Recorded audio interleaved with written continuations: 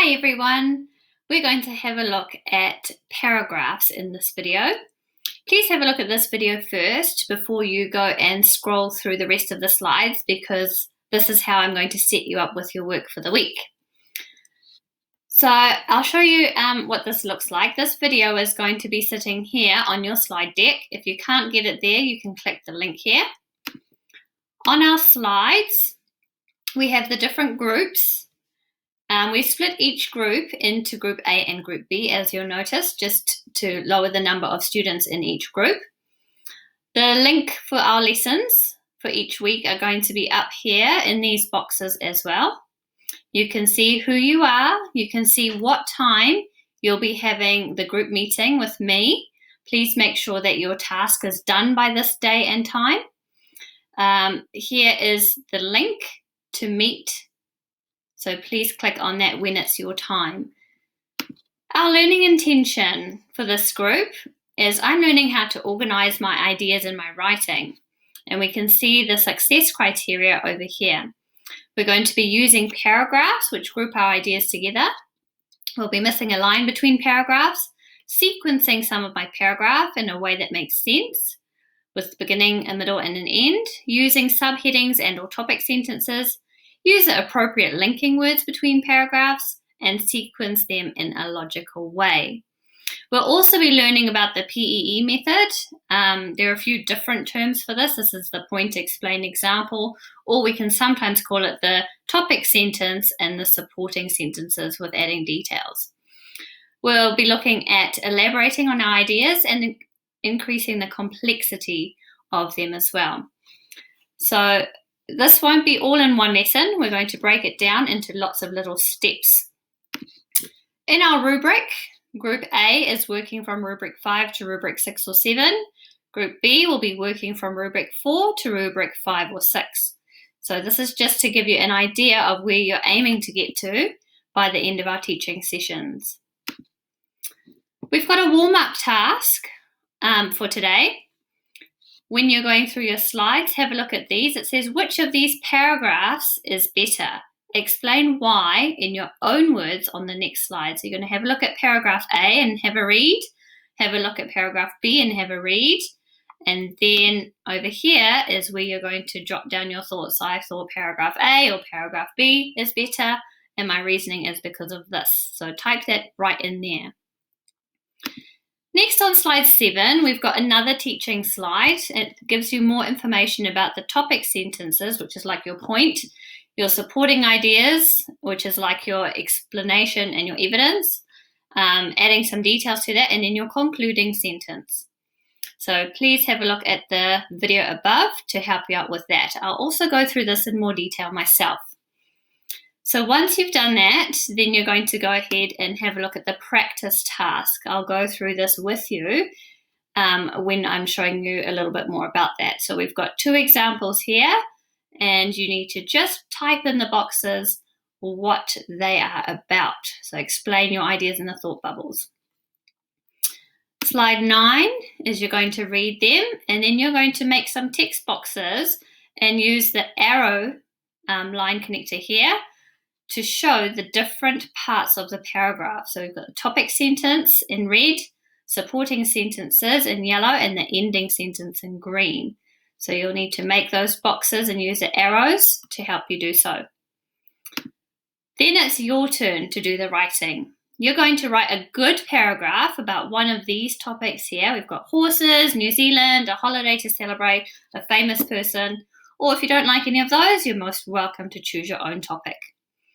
Remember, to write a good paragraph, you need to have a topic sentence, supporting details, adding details, and a concluding sentence that links back to your topic sentence. So following those guidelines, you'll write your short paragraph there.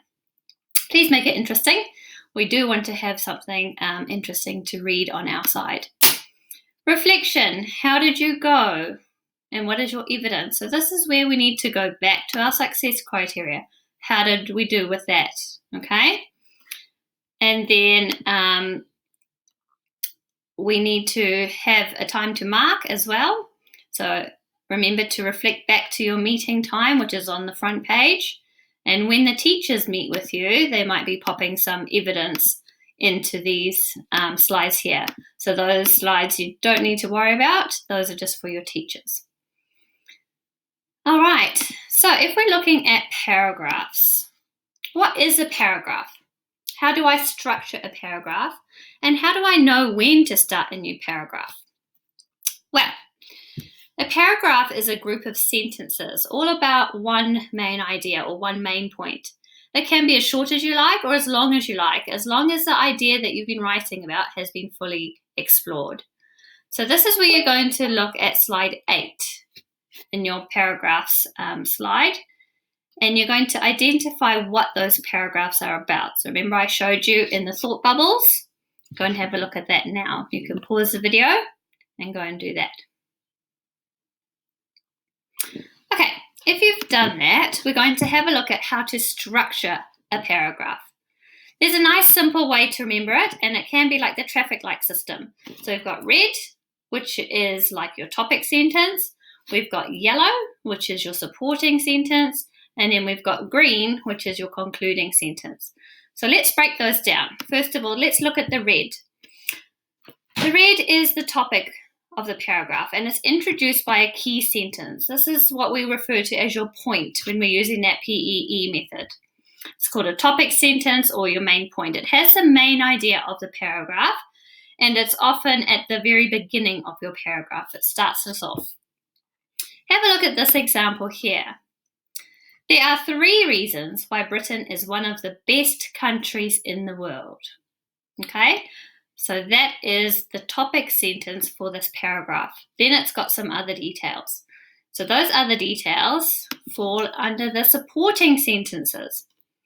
So supporting sentences come after the topic sentence. They make up the body of the paragraph. Each sentence in this needs to be about your topic. What do? They give details to support the main idea of your paragraph. So any facts, details, examples, those sorts of things. Let's have a look back to that topic about Britain. Here's the example. First, Britain has an excellent transport system. Second, Britain has a high standard of education. Students are taught by well-trained teachers and are encouraged to continue studying at university. Finally, Britain's cities are clean and efficiently managed. So these here are our supporting sentences. Please note that it's not just one sentence, they've given a few more sentences for details. Last of all, we've got our ending sentence. So the ending sentences close or finish your paragraph. They might repeat the topic sentence in a different way. They might express how we feel about the topic, or they might express how we think about the topic. So let's look at the example here. As a result, Britain is a desirable place to live. So we can see that that links quite nicely back to this first sentence. So our paragraph traffic lights, just to recap. Our topic sentence introduces what the paragraph is about. The supporting sentences help to add details to the topic sentence. And the ending sentence concludes or closes the paragraph. Your task. You're going to have a look at your slide about paragraphs again. This time we're going to be looking at slide 9. Again, you're going to read through each paragraph and use different color fonts to show the topic sentence, the supporting sentence, and the ending sentence. All right, so that is this one here. We talked about slide 8 with the speech bubbles and slide 9 where you're adding the text boxes and the arrows to break up those 2 paragraphs. Have a go at that now.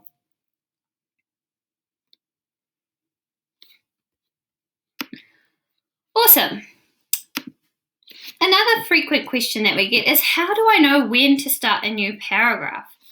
This is something that we might have a look at next time, but it's a good place to remember that when we start a new paragraph, we might be starting a new time period. It might be in a new place. There might be a change in topic, or we might be talking about or introducing a new person. So a little acronym here to remember is TIP-TOP. Time, place, topic, person. That is when we start a new paragraph. Taking it one step further, our point, our evidence, our explain, those are the topic sentences. These two parts here are our supporting parts. And then we've got our link. If we're going to be writing more than one paragraph, to end your paragraph before the next one, we need to bridge it to the next paragraph. So we'll talk about this part another time, but that is just to take it one step further so that you know what's coming up. Reflection time. Have a think. What is a paragraph? How do I structure a paragraph? How do I know when to start a new paragraph? Have a look at your work and then you can do your reflection on slide 11. I look forward to meeting with you all. I hope this has been well worth it, and I'd like you to have a really, really good go at those paragraphs and have them ready to share next time. Thanks everyone. Bye.